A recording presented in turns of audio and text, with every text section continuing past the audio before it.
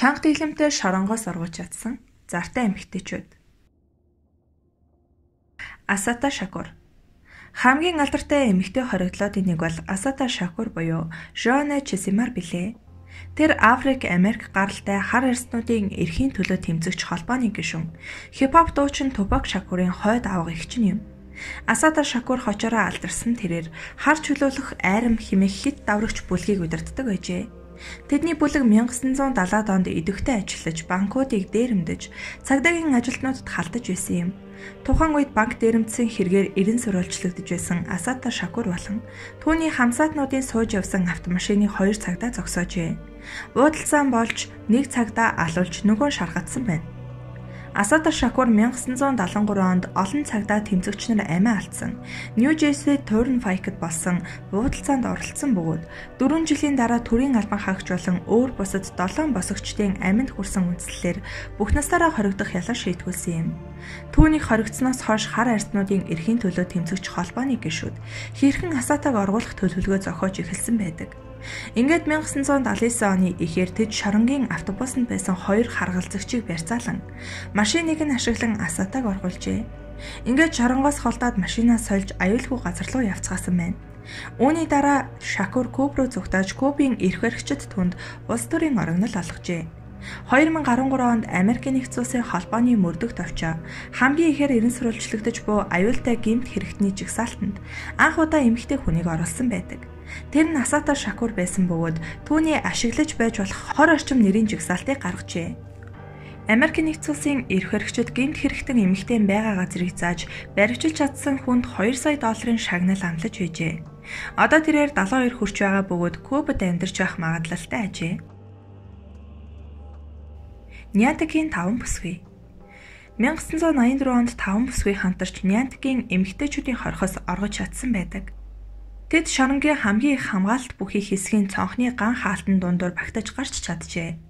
Энэ шорон тухайн мужид цорын ганц байсан эмэгтэйчүүдийн хорих бөгөөд гадуураа торон хашаа хан байдаггүй байна. Эдгээр эмэгтэйчүүдийн оргосон цонхны хаалт нь ердөө 19.7 см-ийн өргөн, 38 см-ийн өндөр зайтай байжээ.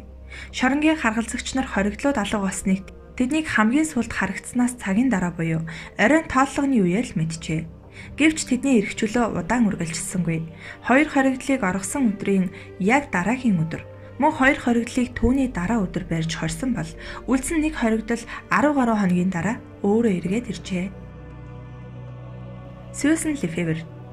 3 хүүхдийн ээж Мари Вош нь бохрын шугам сүлжээний салбарын төлөөлөгчтэй гэрлэж $800,000 байшинд амьдарч Lexus Jeep ундаг байсан ч тэр үнэндээ Мари Вош байгаагүй юм. Цагдаа нар нэг л өдөр түүний хаалгыг тогшиж, Сьюзен Лефевер буюу 1976 онд Мичиганы хорхоос оргосноос хойш ашиглаагүй нэрийг нь түүнээс асуужээ. Тэр мансууруулах байцны хэрэгээр шоронд 20 жил хоригдох ял аваад оргох хүртлээр 1 жил гарan хоригдсан байна. Түүнийг оргоход өвөөнд тусалсан бөгөөд Сьюзен цахилгаанаар хэрсэн төмөр хашааг давж, ойролцоох гудамжинд хүлээж байсан өвөө дээрээ очиж хамтдаа зугтсан байна.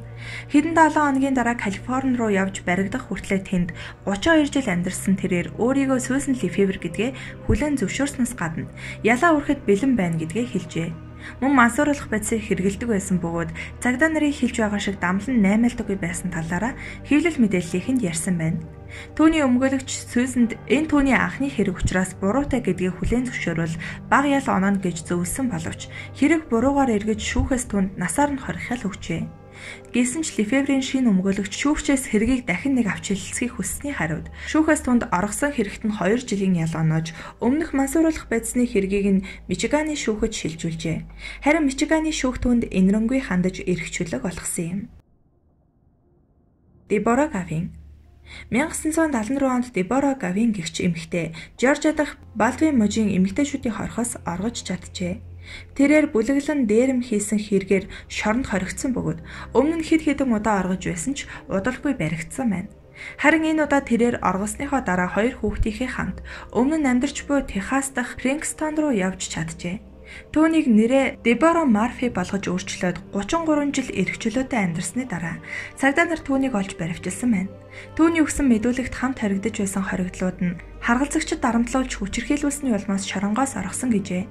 1990 оны үед уг шоронд харуулууд хоригдлуудтай зөв бусаар харьцаж дарамтанд оруулдаг гэсэн үндслэлээр олон тооны гомдол гарч исэн бөгөөд 1993 онд эмэгтэйчүүдийг нүүлгэн шилжүүлж 20 ангийг хаажээ. Дебора Гавин шоронгоос оргисон шалтгаанаа ил болгоход иргэдийн зүгээс түүнийг суллах хүсэлтийг Жоржиа хотын засгийн газарт гаргажээ. Маргарет Смит 1974 онд Маргарет Смитийг долларын 200 гаруй чекийн хурамчаар үйлдсэн хэрэгээр Хойд Каролиногийн Ралли мужийн эмэгтэйчүүдийн хорход 4 жилийн хорхол оноожээ. Тэрээр орохоос өмнө сүүлийн хэдэн сарыг Робинсон мужийн шоронд өнгөрөөсөн байна. Нэг өдөр 7 настай охин нь түүнийг эргэж ирэхдээ маш муу мэдээд уулгасан учраас гэр бүлээ хамгаалахын тулд оргох шаардлагатай болсон гэж тэр баригдсныхаа дараа мэдүүлэгтээ хэлжээ. Гэсэн ч одоо хүртэл охиныг тухайн үед яг юу хэлснийг тэр хэнд ч хэлээгүй юм. Шоронгоос зүгтаад тэр Флоридад ирж Маргарет Валиус нэрээр амьдарч байжээ. Эцэст нь 2015 онд Америк нэгдсэн улсын тусгай албаны баг Хойд Каролиногийн олон нийтийг хамгаалах тасгийн багийн хамтын ажиллагааны үр дүнд түүнийг гэрээс нь баривчилсан байна.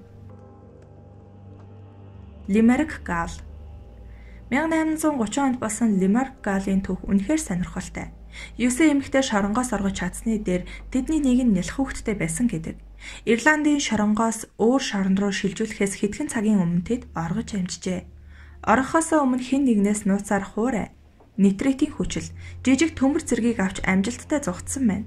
Мөн шарангийн гадна байсан 2 эрэгтэй засварчдын шатыг ашиглан эмэгтэйчүүдийн хорих өрөөнд нэвтэрч чаджээ. Тухайн 2 эрэгтэй өрөөний цойжийг эвдэх гэж тэнд орсон бөгөөд энэ нь маш их чимээ гарах байсан тул орой болтол хүлээсэн гэдэг. Учир нь шарангийн хоригдлууд орой бүр хоордоо дуулдаг аж. Ингээд тэд цоожийг эвдэж нэг нэгээрээ гарan 3 хааны цаадах эрхчлөөт ертөнцөд ороод алга болжээ. Judy Lynn Hyman Мичиганы фестивальд тосгондох Huron Valley эмэгтэйчүүдийн хорих ангаас 23 настай Judy Lynn Hyman оргожээ. Детройт дахь дэлгүүрээс эмэгтэйчүүдийн хувцас хулгайлах гэж оролцсон гэх үндслэлээр 2 жилийн ял сонссон тэрээр 1977 онд орохтой аль хэдийн 16 сарыг шоронд өнгөрөөчихсөн байсан юм. Hyman 1983 онд нэрээ Jamie Lewis болгон өөрчилсөн байжээ. Сан Диего хотын цагдаагийн ажилтнууд 37 жилийн дараа Hyman-ыг барихаар гэрт нь очиход тэрээр өөрийгөө Jamie Lewis хэмээн танилцуулж бичиг баримтаа хүртэл үзүүлжээ. Гисэн хэдий ч холбооны мөрдөх товчооны мэдээлж буйгаар түүний хурууны хээ Hyman-ы хурууны хээтэд таарч байсан учраас Hyman-ыг 37 жилийн дараа баривчилжээ. Мичиганы хоригдлоо шилжүүлэхээс өмнө Сан Диегод хоригдож байсан бөгөөд цагдаа нар түүнийг өмнөх хулгайн хэргийнхээ жилийг гүйцэн суух ёстой гэж үзсэн боловч Hyman үүнийг эсэргүүцэж байсан юм. 1982 онд түүний хуульч хэрэгэ хүлээсэн гэсэн үндслэлийг гарган тавьж шүүхээс үүнийг үнэн гэж үзсэн тул тэрээр эрхчлөөтэй нэгэн болжээ. Гонгнуур Фроме Гонгнуур хочод Фроме бол Чарльз Мансны бүлгийн хамгийн ихтгэлтэй гишүүдийн нэг байсан юм. 1969 онд Мансны гэр бүлийнхэн хэд хэдэн алхахын хэрэгт буруутгагдсан байна. Фроме харин тэднийг өмөрч бүр шүүхийн гадаа хүртэл хонож исэн удаатай. Мансны нэг шоронгоос нөгөө шорон руу шилжүүлэх бүрт Фроме түүний хажууд байхын тулд дагаж ирдэг байжээ. 1977 онд Фроме ерөнхийлөгч Жеральд Фордыг Сакраментод байх үеэр нь гал нисэн бөгөөд халдлага үйлдэх гэж оролцсон хэрэгээр бүх насаараа шоронд суух ял авсан юм. Харин 1987 онд тэрээр Чарльз Мэнснийг хавдар туссан гэдгийг сонсоод түүнтэй уулзахын тулд баруун Виржиниагийн шоронгоос амжилттай оргожээ. Гэсэн ч том удалгүй баригдаж 2009 он хүртэл хоригдоод өршөөлийн хуулиар суллагдсан байна. Samantha Lofis нь Жоржиа дахь банкыг дээрэмдэхэд тусламж үзүүлсэн хам хэрэгтэн болох нь тогтоогдож 50 жилийн хорих ял сонсжээ. Тэрээр Калифорни мужийн Дублины улсын засан хүмүүжүүлэх газарт ял эдэлж байх хугацаанд өөрийн хайрт Рональд Макинтоштой учирсан байна. Армийн нисэх онгоцны нисгэгч байсан Макинтош заллингийн хэрэгээр хоригдож байсан бөгөөд суллагдахад нь ердөө 1 жилийн хугацаа л үлдсэн байжээ. Тэд шоронгийн оффист ажиллаж байхдаа анх таарсан байна. 1986 онд Макинтош 20 ангийг нүүлгэн шилжүүлэлтийн үеэр оргон зайлсан ба 8 өдрийн дараа хулгайлсан онгоцтойгоо ирж Самантаг оргуулсан байна. Гэвч хосууд 10 өдрийн дараа цагдаа нарын ажиглаж байсан данснаас мөнгө авч сүүн бөгж худалдан авч байхдаа баригдсан байдаг. Тэд баригдаж ирээд шоронд хурмаа хийсэн бөгөөд Макинтошийг агаарын журмыг зөрчиж хоригдол оргуулахад тусалсан хэрэгээр 25 жилийн ял оносон бол Самантад шоронгоос оргосон хэмээн дахин 5 жил нэмж өгчээ. Сара Жо Фендер 2000 онд Сара Жо Фендер мансууруулах байцны 8-чин Ричард Хаалтай нэгэн тоглолтын үеэр танилцж удалгүй Каталдын Нортман нартай хамт Индианаполис дэх байшиндаа хамтдаа амьдарч эхэлжээ. Нэгэн өглөө Фендер ойролцоох дэлгүүрээс буу худалдан авч оройн нь хаал түүгээр нь хамт амьдардаг хүмүүсээ буудан хорлсон байна. Фендер аллахын үеэр гэртээ байгаагүй бөгөөд түүнийг ирэхэд байшин цусаар бодогдсон байжээ.